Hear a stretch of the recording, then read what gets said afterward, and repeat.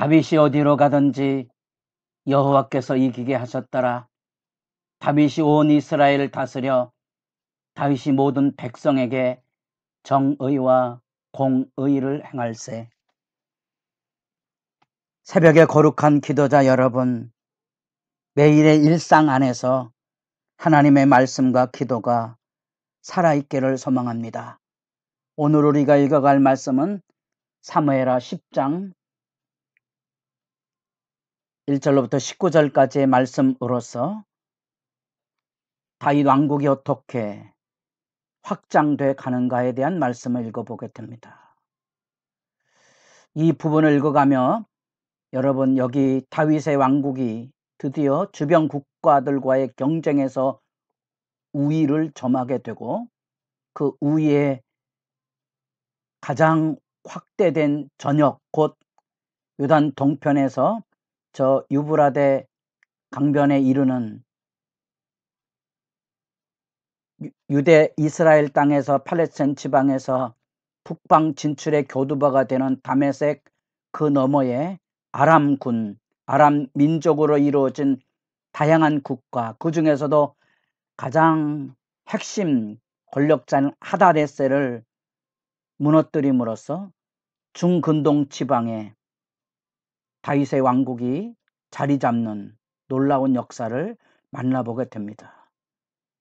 근데 이 전쟁의 역사와 다윗 왕국의 제국화의 중심 안에 성경을 여러분들 읽어가며 중요한 메시지를 들을 수 있어야 되고 볼 수 있어야 되는데, 제국이 되는 것은 하나님의 뜻이 아닙니다.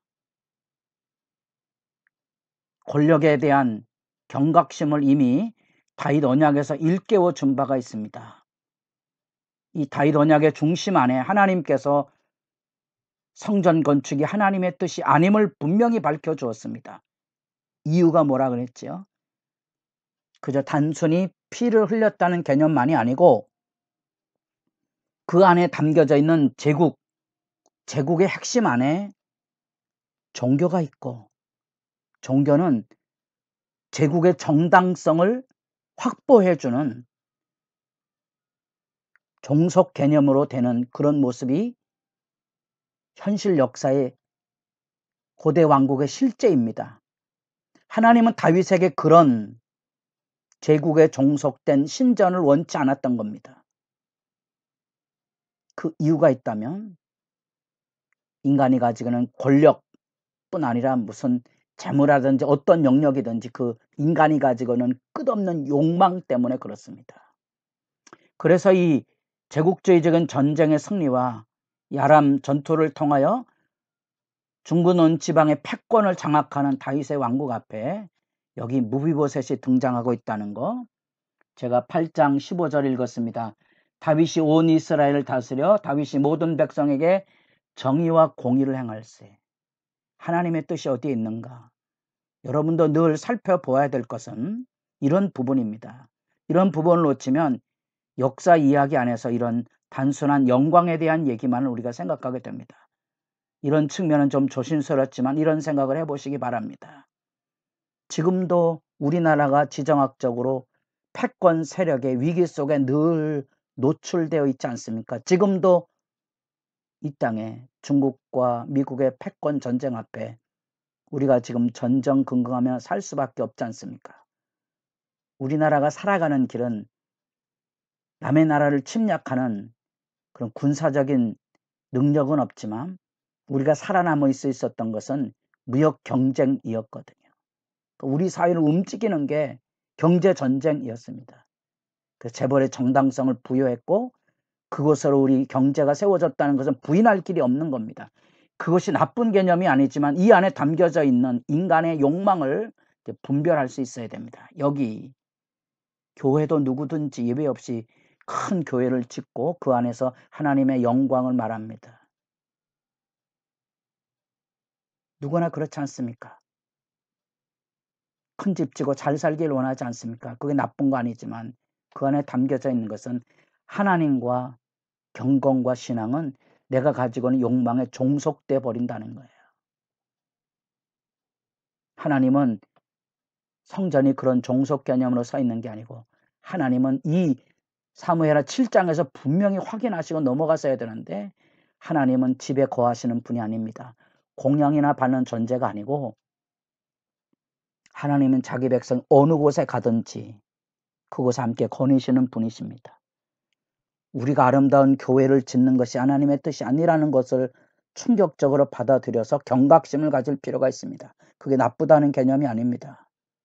하나님 진정으로 원하시는 것은 우리의 일상 안에 우리의 매일의 직장이나 가정이나 노동의 현장에 하나님의 의를 베풀며 사는 그곳입니다. 거기에 하나님이 계십니다. 그곳이 신전입니다.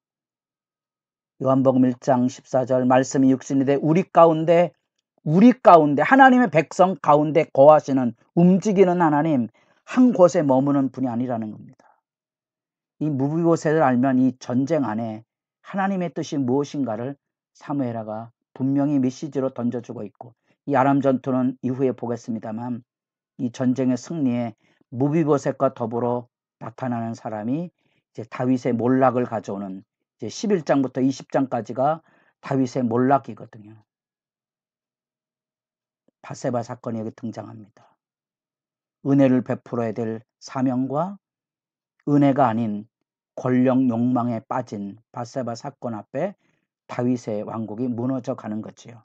그런 분명한 메시지를 들어야 우리가 하나님의 말씀을 읽어가고 역사를 이해할 수 있습니다. 우리는 하나님의 말씀을 읽을 때마다 이런 말씀을 얼마나 좋아하는지 모릅니다. 다윗이 어디로 가든지 여호와께서 이기게 하셨더라. 그러나 그 이김 안에는 권력 욕망이 있다는 것을 여러분 좌시해서는 안 됩니다. 하나님을 위한 열심 때문에 교회 앞에 분쟁이 일어나지 않습니까? 그것이 바로 권력 욕망이지요. 내가, 하나님이 아닙니다. 내가. 그런 인들 때문에 도덕적인 추태를 부리는 교회의 모습은 바세바 사건처럼 그런 일들입니다. 교회 안에 성적 또 재물에 대한 숭배의 실체들이 고발되고 드러나면 이게 예외가 아닙니다. 다윗도 그랬다면 우리의 오죽하겠습니까? 그래서 제가 여기다가 이 개념을 설명했습니다. 10장부터 12장까지 읽어가면서 암몬 전투 안에 이 밧세바 사건은 이 권력 욕망의 수치와 부끄러움을 그대로 드러냅니다. 그러니까 우리가 지금 이것을 읽고 있거든요. 요 앞에 뭐가 있었다 그랬습니까? 무비보셋, 긍휼을 베풀어야 됐죠. 이제 그 긍휼을 베푸는 다윗이 암몬과의 평화 설렘 관계를 유지하기 위해서 조문을 보내는데, 물론 그것도 정치적인 의도가 있지만 여하튼 중요한 조문을 보냈습니다. 긍휼을 베푸는 거죠. 모욕을 당합니다. 외교 사절을 상식적으로 받아들이기 어렵도록 수염의 절반을 다 깎아버리고 옷을 절반을 잘라서 엉덩이가 드러난 데까지 해서 돌려보냅니다. 전쟁이지요. 아주 한순간의 해프닝이 중근동 지방의 전선을 확대시킨 겁니다. 여러분, 역사 안에 전쟁이 일어난 배경이 다 이런 것들입니다. 끊임없는 권력의 욕망들을 가지고 있다가 발화점이 하나 생기면 그것을 폭발하는 거죠. 그 폭발의 장면들을 우리가 냉정히 살펴보게 되면 그 안에 담겨져 있는 인간의 추악한 이 모습들을 보게 될 거고요. 지금도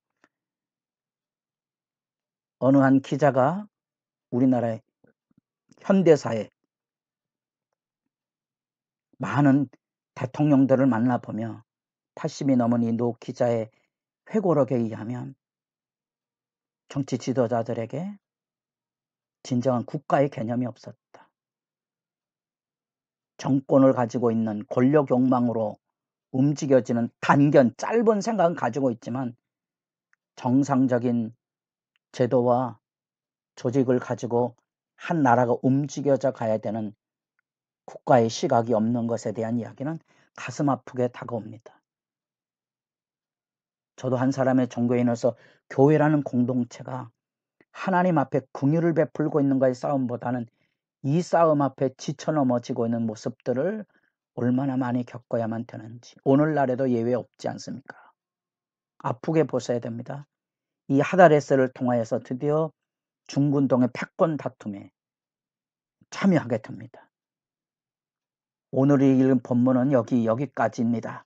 잠깐 밧세바 사건으로 이 역사의 의미를 이야기하는데 이 암몬과 아람의 연합군대 앞에 요압의 군대가 들어가서 틈새를 차지하게 되고 이 아람 군대를 물리쳐서 북쪽으로 몰아넣습니다. 승리의 영광입니다. 그러나 그 안에 담겨져 있는 기도 제목을 보셔야 됩니다. 인간이 가지는 권력 욕망, 남보다 높아지려고 하는, 더 많은 것을 가지려고 하고 더 많은 지배를 가지고 살려고 하는 무비보셋이나 밧세바 사건으로 대비해서 읽어보십시오. 하나님 뭘 원하시는가? 이 위대한 전쟁의 승리 가운데 담겨진 경고의 말씀을 들으셔야 됩니다. 선을 베풀어야 될 때 선을 베풀어야지 아니면 이 같은 악의 흐름, 하나님이 이기게 해줬다는 성공에 도취되어서 남의 아내를 빼앗아 올 수밖에 없는 권력 욕망의 실제 현실들을 냉정하게 돌아보셔야 됩니다. 그래서 외교적인 무역과 전쟁, 확대된 전쟁, 그 패권 전쟁의 실태를 지켜보고 오늘날에도 이게 단순히 경제 상황 안에서도 그렇고요. 정치 현실 안에도 그렇고요. 교회 안에도 자기 야망을 가진 사람들이 끊임없이 이 전쟁을 하고 있다는 것을 여러분들이 지켜보셔야 기도할 수 있고요. 그 추함 앞에 엎드려져야만 등불을 들고 서 있을 수 있습니다. 이건 아니다. 하나님은 성전 건축이 하나님의 뜻이 아니라고 말할 수 있는 겁니다. 이 현실적 권력 싸움의 본질을 여러분도 충분히 말씀을 묵상하시고 하나님 앞에 기도의 자리에 나아가서실 수 있기를 바랍니다.